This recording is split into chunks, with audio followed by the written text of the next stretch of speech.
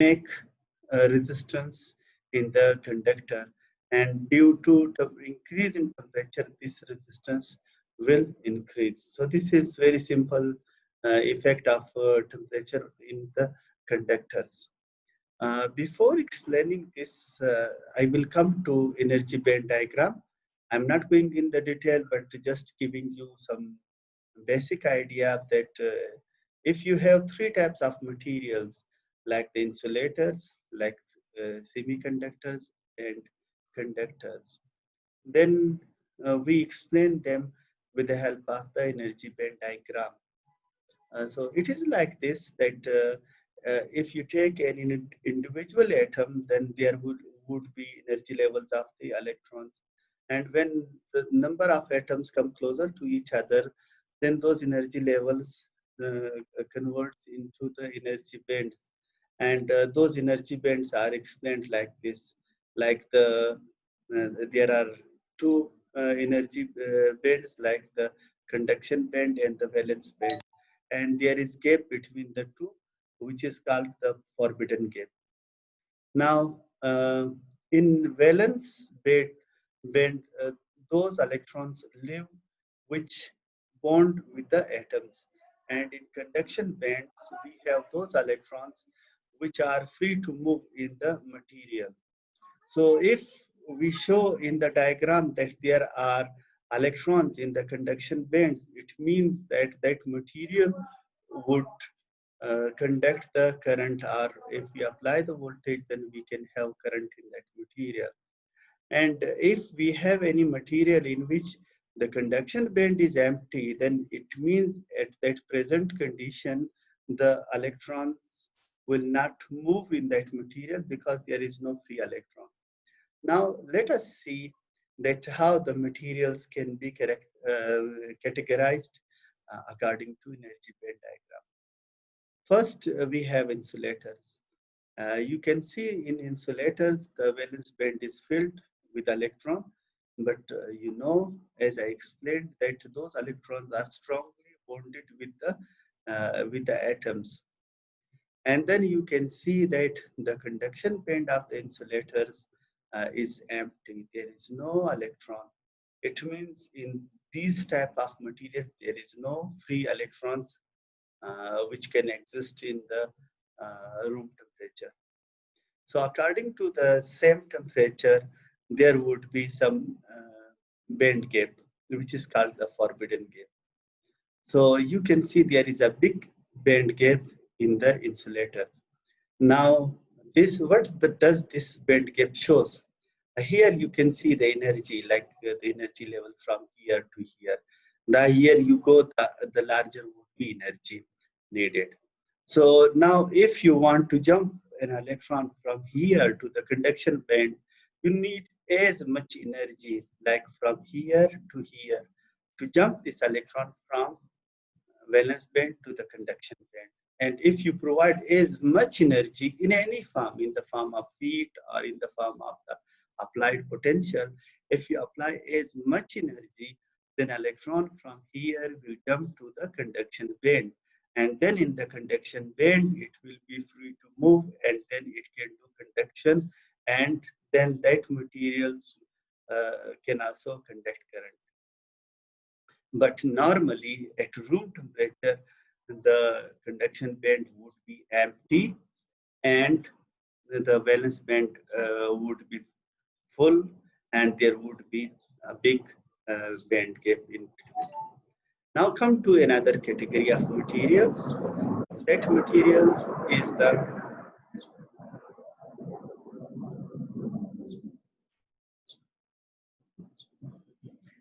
other category of materials is the semiconductor materials or semiconducting materials.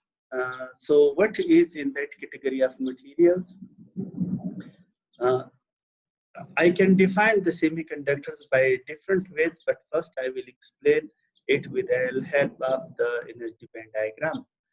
Here you can see that there would be number of electrons in the valence band and very less number would be in the conduction band.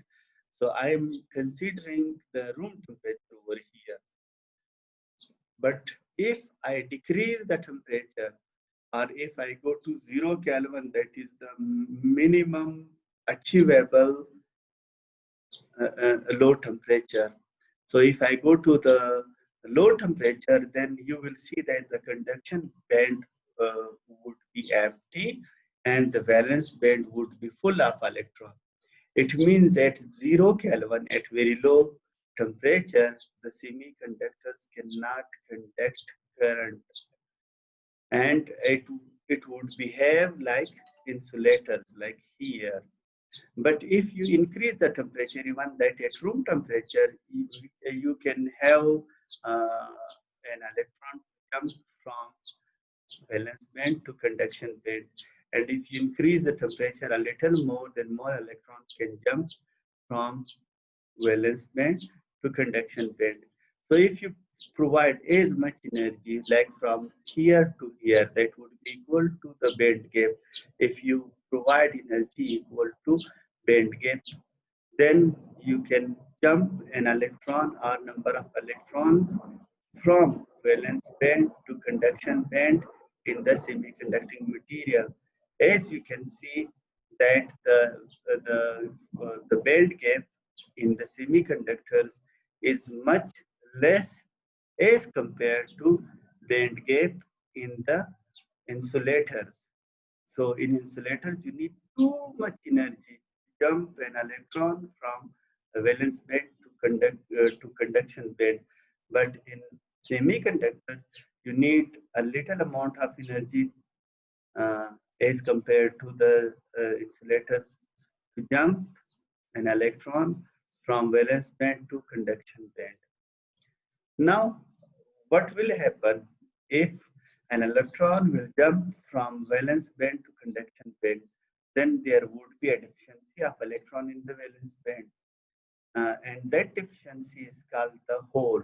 That and a positive charge will come on the hole. Positive charge concept is like this: that if you take an atom and there is equal number of electrons and equal number of protons, and equal number of electrons and protons.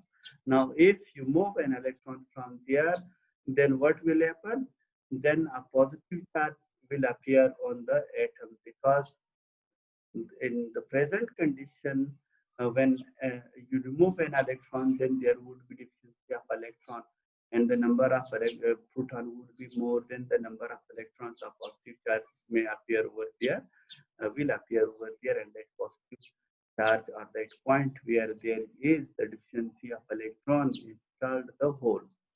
Now, whatever, so if you provide some energy, you move an electron from valence band to conduction band, then in the conduction band, this electron will provide conduction to that material and give good flow current in that. And similarly, the hole can also move here.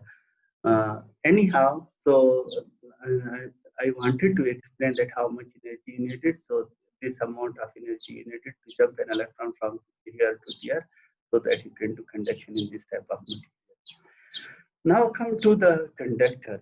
So as you can see in conductors, there is no band gap.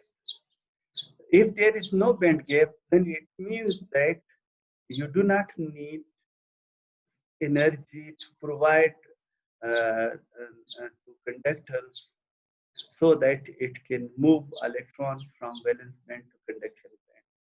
What does it mean? It means that the valence band and conduction bands overlap each other, and there would be number of free electrons in the conduction band, and they are free to move to do conduction. So that's why in conductors we can easily flow current. In insulators we can flow current if we provide some temperature to the semiconductor.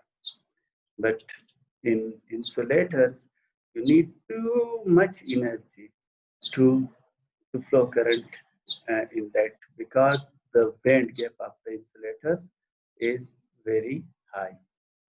Now, keep this model in your mind. You can do so many analyses. First, in conductors, what would be the temperature effect? I just explained. Now you can see over here, because already there are free electrons. So if there are free electrons, Umar Farooq, I can see your hand. I will allow you to speak, but let me explain a little bit. Then I will take your question. So now, because you already have free electrons in the conductors, so that would be free to move in the conductors. Initially, if you do not apply any potential, that electrons would be moving randomly, but you apply any potential, then what will happen? These electrons will move in a certain direction. But what would be the temperature effect? So now this story is just about the electrons.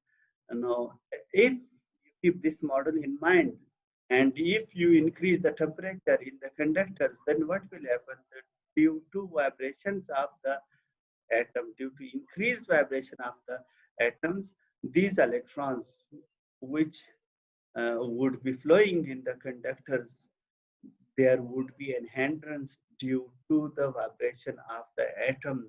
And due to this effect, there would be an increase in the resistance. It means if you increase the temperature of the conductors, then the resistance will also increase.